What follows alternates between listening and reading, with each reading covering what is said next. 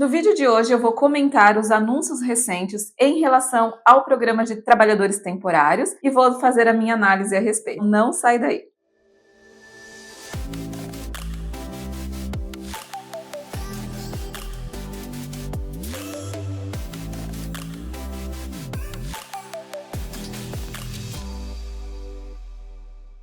Olá pessoal, tudo bem? Bem-vindos ao meu canal. Eu sou Kariniane, eu sou consultora de imigração regulamentada e eu te ajudo a imigrar para o Canadá. Antes de eu começar esse vídeo, eu já vou pedir para você assinar esse canal, ativar as notificações. Ao final, se você gostar desse vídeo, deixa o seu like. E aí eu vou pedir para você também se tornar um apoiador desse canal, para que ele continue crescendo, para que eu consiga criar mais conteúdos, para que eu consiga disponibilizar mais um dia de vídeo aqui para vocês. Então tem o símbolozinho aqui para você doar qualquer quantia para que, enfim, né, esse canal continue chegando a mais gente que precisa de informação de qualidade, informação boa a respeito de imigração aqui para o Canadá, tá bom? Então conto com você. Hoje eu quero fazer meu comentário e a minha análise sobre todos os anúncios que vêm ali acontecendo recentemente com relação ao programa de trabalhadores estrangeiros. Tenho aqui minha colinha porque eu quero comentar item por item dos anúncios, fazendo a minha análise, meu ponto de vista e também tentando trazer aqui para vocês a informação de forma bem clara, para vocês entenderem o que significa cada uma dessas medidas, para não sair por aí acreditando em qualquer coisa e achando que, enfim, não vai dar pé para você, tá bom?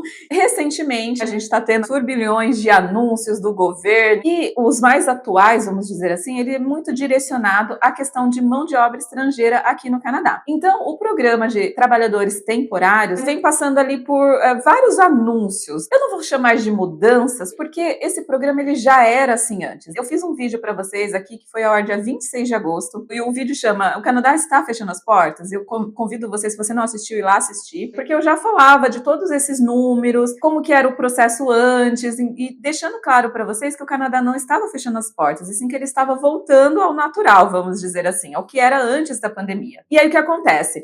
Todos os anúncios que vieram depois, um foi dia 26 de agosto e o outro foi dia 28 de agosto, somente contribuiu ali para o que eu já tinha falado naquele vídeo. E agora eu quero explicar mais ou menos, né, ponto a ponto desses anúncios para vocês entenderem melhor. Vou começar aqui falando para vocês o seguinte: o programa de trabalhadores temporários, basicamente, é um programa que beneficia que empregadores aqui do Canadá possam contratar profissionais estrangeiros. Dentro deste programa, nós temos ali os famosos LMIAs, que é o Labor Market Impact Assessment. Por que eu estou entrando nesse mérito agora? Você já até deve saber o que é um LMIA ou não, mas eu quero explicar o seguinte: dentro do programa de Temporary Foreign Workers, nós temos os LMIAs para high wage, para trabalhos que vão pagar acima ali de uma média nacional, o low wage, que vai pagar abaixo de uma média nacional de salário, e nós temos o PR Stream. Assim, bem a grosso modo, cada uma dessas categorias ela vai ser destinada a um fim. Então, high wage, no geral, para trabalhadores qualificados com salários acima da média nacional. Low wage, trabalhos ali mais simples, que o salário estará abaixo da média nacional. E o PR Stream, que são aquelas pessoas que já vão fazer um processo de LMIA vinculando ali a intenção de residência permanente. Basicamente, a pessoa está fazendo um processo para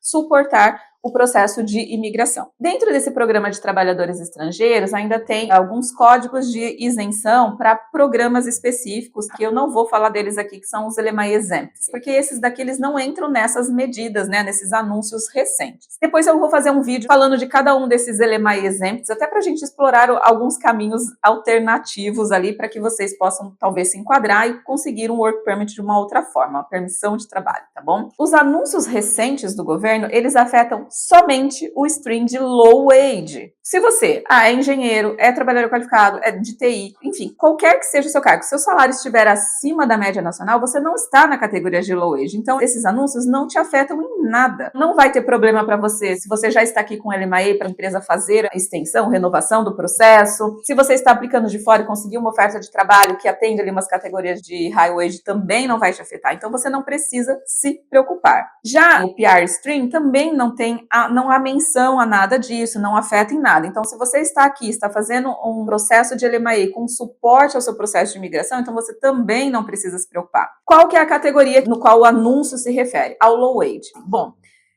Lá atrás, eu vou só entrar no mérito um pouquinho lá atrás, em 1º de março de 2024, o governo já tinha feito alguns anúncios com relação ao LMA Low Wage. Esses anúncios visavam ali, né, a falar assim, olha, antes a gente tinha, quem emitia um LMA era por 12 meses, tá? O que é esses 12 meses? É o prazo que a pessoa tem para aplicar para um Work Permit. Então, eles voltaram para 6. Sempre foi 6 meses anteriormente. Ou seja, uma vez que um LMA é emitido, ele vai vir com a validade de 6 meses. Não quer dizer que vale a permissão de trabalho por 6 meses. Quer dizer que a pessoa tem 6 meses para aplicar para o Work Permit. Então, isso é um esclarecimento que muita gente ficou em dúvida. Também, redução de 20% a 30% com relação ao roadmap do Workforce de 2022. Então, se você pegar lá 2022, o número de LMAs foi enorme, né? Foi bem maior do que os anos anteriores. Então, o governo já avisava ali uma redução entre 20% e 30% desse workforce, de trazer trabalhadores estrangeiros para low wage apenas, e ele isentava as áreas de demandas de construção e healthcare. Tá? Então,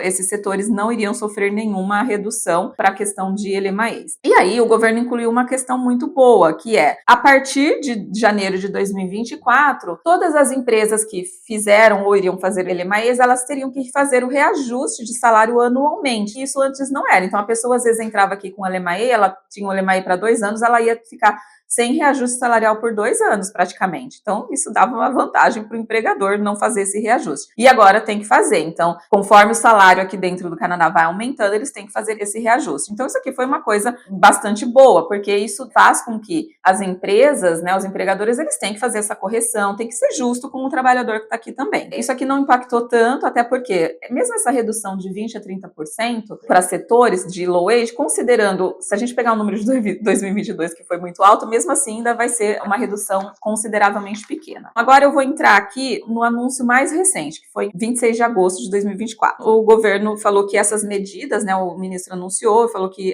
essas medidas iriam estar em vigor a partir de 26 de setembro. Então, qual que foi o primeiro ponto? Eles criaram basicamente um processo de recusa. Isso já tinha antes, então não vou falar que eles criaram, eles vão retomar esse processo de recusa, que é o seguinte: se a empresa entrar com pedido de LMA Low Wage para uma área específica, onde aquele NOC ou Unemployment Rate, ou seja, o índice de desemprego, for maior que 6%, já é um processo de recusa automática. Então, não adianta entrar. Gente, ressalto aqui, se vocês virem no meu vídeo lá, semana passada, 2 semanas atrás, dia 26 de agosto, eu tô falando exatamente que já era assim antes, entendeu? 2022, 2023, o governo tirou esse processo de recusa automática. Então, ele só está voltando ao que era, retomando ao que era. Mas há exceções, por exemplo, para empregos sazonais ou não sazonais, na área de Food Security Sectors, ou agricultura, Food Processing e Fish Processing, Construction e Healthcare, não se enquadra. Então, por exemplo, se o seu LMAE, se a sua oferta de trabalho ela é para um desses setores, então não se aplica. Esse 6% não importa. Se a região, a mesmo assim, tiver com um índice de desemprego maior que 6%, isso é exceção. Para essas áreas vão aprovar. Para as outras áreas, esquece, vai ser uma recusa automática. A taxa nacional de desemprego do Canadá é 6,4. Porém, se você abrir por regiões, tem números bem menores do que isso. Por exemplo, Halifax, em Nova Escócia. A taxa de desemprego geral da região é de 5,5, ou seja, está abaixo de 6%. Se a gente pegar a parte central de Ontário, 4,6. Se a gente pegar Niagara Falls, 5,3. South Central Ontário, 3,8. Ou seja, regiões bem interessantes aqui, que tem muita indústria e tudo mais. Ainda em Ontário, subindo para as regiões do Rural and Northern Immigration Program, Sudbury está com 5,4 de taxa de desemprego e Thunder Bay 3,1. Isso aqui eu estou pegando só uma amostra, gente. Se você entrar região por região, você vai conseguir ver onde tem taxas de desemprego que estão abaixo de 6%. E ali é onde você vai focar seus esforços para procurar um trabalho, talvez, entendeu? Saindo de Ontário um pouquinho, vamos lá para BC. Vancouver, 5,8% a taxa de desemprego e Vitória, 3,9%, ou seja, 2 regiões grandes de BC, metropolitanas, com várias indústrias, vários empregos ali, ainda com índice de desemprego mais baixo do que a média, de 6%. E, voltando ali para Saskatchewan, 5%. Eu não peguei todas as regiões aqui, eu só quis puxar uma amostra, então é o seguinte: se você está colocando os seus esforços em buscar trabalho, e se você vai para uma área low wage, e se você não for da área de agricultura, de food processing, fish processing, healthcare ou construção, olha essas áreas onde a taxa de desemprego é menor e começa a focar os seus esforços nessa área, porque a probabilidade de você talvez conseguir um emprego vai ser maior, conseguir que o empregador faça um LMA vai ser maior e as chances de aprovação. Toronto é 7,4 o índice de desemprego. Mesmo que você consiga um LMAE lá, low wage, que está fora dessas condições, você não vai ter seu processo aprovado. Então, é um esforço, né, dar um tiro no pé. Agora, é ser estratégico, onde buscar essas possibilidades ali de você conseguir um LMAE. Lembrando, gente, aqui, mais uma vez, se for high wage, isso aqui não se aplica. Se for PR stream, isso aqui não se aplica. Voltando aqui a outro ponto do anúncio do governo, eles colocaram um cap de 10% de workforce dentro do temporário foreign work. Então, eles não colocaram. Isso daqui já era antes. Se vocês verem meu vídeo lá anterior a isso, vocês já vão ver que eu já falei disso. Então, o que isso quer dizer? De os anúncios, vamos pôr assim, qual que é o total da workforce, de pessoas de trabalho, de anúncios, daquele NOC específico que você estiver aplicando. Eles voltaram o cap para 10%. Então, por exemplo, se você está aplicando por uma posição no qual tem, vou pôr números redondos aqui para ficar fácil, tem 100 vagas abertas para aquela posição, naquele raio ali que você está aplicando. Isso quer dizer que o governo vai permitir 10% desse número somente de LMAEs aprovadas para o low wage. Mais uma vez, ressalto aqui que já era assim até 2021. Então, não é, nossa, reduziu, cancelou. Não, gente, 2022, 2023 e até, vamos pôr, meados de 2024, a coisa estava aberta, não tinha um cap específico e aí eles retomaram o cap. E aí, o último ponto ali do anúncio de agosto de 2026 foi que eles reduziram o tempo do work permit. Então, o que acontecia antes? Para low wage, né, quando a gente ia aplicar, a gente pedia 2 anos. Até 2021 também era 1 ano, tá bom? E agora eles voltaram para ser 12 meses. Então, aqueles que tiverem uma aplicação de LMAE low wage aprovada, vai depois aplicar para um work permit de 1 ano. Não vão ser mais 2 anos, voltou para o que era antes. Esse foi o principal anúncio, os 3 pontos ali que deu super bafafá nas últimas semanas. E eu quis esclarecer cada um desses pontos aqui falando para vocês. Então é o seguinte, não cancelou. A questão não faz sentido para o governo continuar atraindo profissionais com salários baixos, né, abaixo da média nacional, em áreas onde a taxa de desemprego é alta. Então, gente, isso é para low wage, não é cargos extremamente qualificados. A questão é assim, por exemplo, às vezes um analista financeiro, analista de investimentos vai ganhar mais do que a média nacional. Então, quando a empresa faz o processo de LMAE, ele está numa categoria de high wage, ou seja, de salários que estão acima da média nacional. Basicamente, eu posso dizer que afeta uma baixa quantidade de candidatos. E ali ainda tem setores estratégicos da economia onde a demanda é alta, que o governo vai continuar aceitando sem cap nenhum. Não fique ali achando que as pessoas que dão, né, metade da notícia na internet só para ter um clickbait, essas coisas, gente, isso não é real. Parando para analisar, é uma pequena parcela ali dos candidatos que serão afetados por essa questão. Para pensar. Eu até pus um post no meu Instagram recentemente, onde eu falei, até falei no meu vídeo, dia 26 também, quais são as áreas onde mais emitiram LMAE em 2023? Atendente de fast food, assistentes administrativos, que mais? Que tem lá, que destaca bastante, não lembro agora, acho que eu lembro mais esses dois. Mas vamos pegar assim, por que você vai trazer muita gente para esses setores, para essas áreas, sendo que dá para contratar internamente? É um trabalho que você treina facilmente. Então, é basicamente assim, eles não estão mirando em pessoas que estão com boa qualificação ou áreas que têm demandas. Eles estão mirando ali em empregos bem mais simples mesmo, que não faz sentido trazer profissionais de fora, sendo que a taxa de desemprego em algumas áreas está maior, está grande. Então, eles querem meio que cortar isso, mas lembrando, gente, esse link de taxa de desemprego por região, e se você estiver procurando trabalho aqui no Canadá, ou se você já está aqui no Canadá e está buscando um LMAE, vê as regiões onde a taxa de desemprego está bem abaixo de 6% e foca nessas regiões. Tem que ser estratégico também, porque nessas regiões não vai ter essa recusa automática. O outro anúncio do governo que deu bastante bafafá recentemente, anunciado dia 28 de agosto, foi a questão da Temporary Public Policy, que permitia que visitantes pudessem aplicar para o Work Permit dentro do Canadá. Mas entro aqui com uma ressalva que é assim, quando o governo lançou essa Temporary Public Policy para as medidas de Covid, fronteira fechada, a pessoa estava aqui, ela não tinha como sair e voltar para aplicar de fora e depois voltar. Então o governo colocou essa Temporary Public Policy que permitia assim, se você receber um LMAE, você está dentro do Canadá com status de visitante, você poderia aplicar para permissão de trabalho dentro do Canadá. Mas isso era uma política temporária, nunca foi assim, nunca pôde aplicar dentro do Canadá em certas condições. Então, o governo simplesmente falou: olha, nós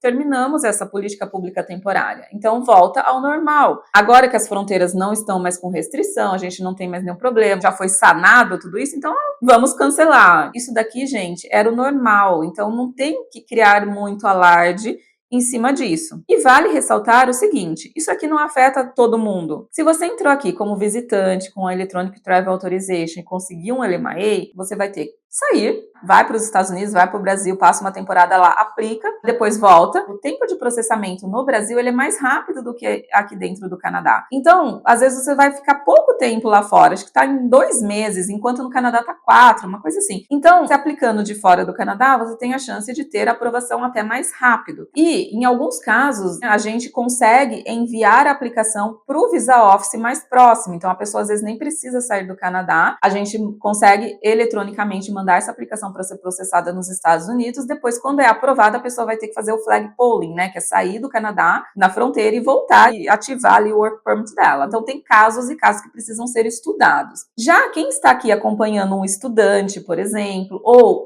uma pessoa que tem uma permissão de trabalho, pode aplicar dentro do Canadá, tá? Então, mesmo que você esteja como visitante, mas você está acompanhando o seu cônjuge, que está estudando, ou está com uma permissão já de trabalho, você pode aplicar dentro do Canadá. Então, essa regrinha, ela vai afetar pouca gente no geral. Ah, Karina, mas como eu vou estar aqui acompanhando o meu parceiro, meu marido, esposa e tudo mais, eu tô como visitante? Qual seria uma condição que isso pode acontecer? Vamos pensar assim, a pessoa terminou o programa de estudos, não estava trabalhando, teve que aplicar para o PGWP e aí teve que mudar o status do cônjuge para visitor. Essa pessoa, ela tem o work permit. Quando ela arrumar um trabalho, o marido, né, o cônjuge, o companheiro, vai poder aplicar por um open work permit, né, um trabalho ali que atenda as condições, tá? Então, cada caso é um caso. O que acontece nesse caso? Ele tem o status de visitante porque ele teve que mudar por algum motivo. Mas como ele está acompanhando, o cônjuge dele está aqui com o work permit, então essa pessoa pode aplicar dentro do Canadá. Mesma coisa vale, vamos supor, você veio aqui como visitante acompanhando o seu parceiro que veio estudar. Com essa mudança do college recentemente, que não permite mais open work permit para o cônjuge, muita gente vem para cá para estudar no college, o cônjuge que não pode mais ter o work permit nessa condição vai entrar com um visto de visitante. E aí o que acontece? Em algumas condições, se conseguir um LMIA, por exemplo, essa pessoa que está acompanhando o parceiro vai poder aplicar inside Canada. Então, gente, são situações. Então, é importante vocês entenderem qual é a situação de vocês, qual se enquadra e quais são as opções que vocês têm. Não caia na opinião de massa, vamos dizer assim. Tente entender a sua situação, ver o que se enquadra para você. Vale a pena você fazer uma consulta, procurar alguém especializado, para você entender e não ficar desesperado, não gerar ansiedade, não achar que não vai dar mais certo, entendeu? Não é assim. Existem opções, então você precisa entender a sua situação. Então eu convido vocês, se vocês tiverem dúvidas, agendar uma consulta, especialmente quem está aqui no Canadá, que talvez vai ser afetado por alguma dessas mudanças, agende sua consulta para poder ter um direcionamento mais assertivo para o seu caso. Então é isso, eu fiz o comentário aqui de todos os pontos dos anúncios recentes e eu quis esclarecer um pouquinho desses pontos para vocês entenderem. Na minha opinião, como eu falei, volta ao que era ali até 2021, não tem nada de muito novo ali, não tem nada de, nossa, estamos restringindo absurdo. A questão de eles fazerem essas medidas para LMIA, Low Wage Stream, eu acho que faz sentido, diante da questão de taxa de desemprego no país e tudo mais, entendeu? Muita gente faz mais processos de LMIA para High Wage ou PR Stream, então esses candidatos desses outros streams não vão ser afetados. Eu não vejo como uma coisa extremamente alarmante, tá bom? Mas, obviamente, precisa ser mais estratégico agora, especialmente se você está num cargo que está mais abaixo ali, questão de salário. É isso, eu quis esclarecer um pouquinho desses pontos, eu espero que tenha ajudado vocês ali no entendimento melhor dessas questões, tá bom? Se você tiver dúvida, deixa aí nos seus comentários. Se você já está no Canadá ou está planejando vir para o Canadá através de um LMIA, vamos entender melhor, agende sua consulta. E mais uma vez, eu vou pedir para você se tornar um apoiador aqui do canal, tem o símbolozinho aqui, faça qualquer doação para que esse canal continue crescendo, para que eu possa dedicar mais tempo, trazer mais informações aqui para vocês também, tá bom? Conto com vocês. Também convido vocês a me seguirem no Instagram, porque lá eu tô todo dia falando, né, dessas coisas que vão acontecendo, vou dando os meus insights, então ali você consegue também ter um acompanhamento mais diário. E aqui no YouTube tem vídeos novos toda segunda-feira. Conto com o apoio de vocês para esse canal crescer. Eu quero ter o projeto de fazer mais vídeos por semana, tá? Então me ajuda aí, galera. Conto com vocês e até o próximo vídeo. Tchau, tchau. No vídeo de hoje, corta isso. O programa as mudanças não. Desculpa. Né? Não, vamos, volta. Ele é mais... Ai, caiu minha página, peraí. Tá bom? Portanto, esquecendo de dar os recadinhos.